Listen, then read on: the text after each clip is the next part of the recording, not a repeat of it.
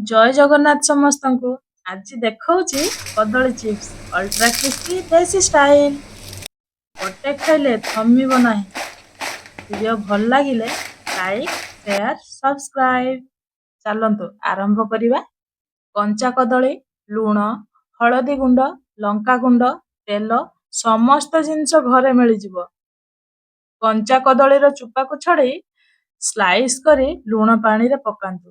ଏହି ଟ୍ରିକ୍ସରେ ଚିପ୍ସ କଳା ହେବନି। ପାଣିରୁ ଛାଣି ଡାଇରେକ୍ଟ ଫ୍ରାଇଂ ମୋଡ୍ ଅନ୍। କଡ଼େଇରେ ତେଲ, ଗ୍ୟାସର ଫ୍ଲେମ୍ ଲୋ ଟୁ ମିଡିୟମ। ଏବେ ସିକ୍ରେଟ ମୁଭ୍। ଲୁଣ ଆଉ ହଳଦୀ ପାଣି ମିଶାଇ ଚିପ୍ସ ଉପରେ ଦେଇଦେବେ। ଟେଷ୍ଟ ଯାଇ ନେକ୍ସଟ ଲେଭେଲ। ଅଳ୍ପ ଗୋଲ୍ଡେନ ଆଉ କ୍ରିସ୍ପି ହେଲେ ତେଲରୁ ବାହାର କରିନେବେ।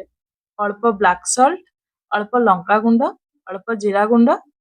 ଏବେ ରେଡି ଆମ କଦଳୀ ଚିପ୍ସ। ଘରେ ଟ୍ରାଏ କର। ବଜାର ଚିପ୍ସକୁ କର ବାଇ ବାଇ। ଲାଇକ୍ କର, ସେୟାର କର, କମେଣ୍ଟରେ କୁହ କେମିତି ଲାଗିଲା। ଆଉ ନ୍ୟୁ ରେସିପି ପାଇଁ ସବସ୍କ୍ରାଇବ କରିଦିଅ।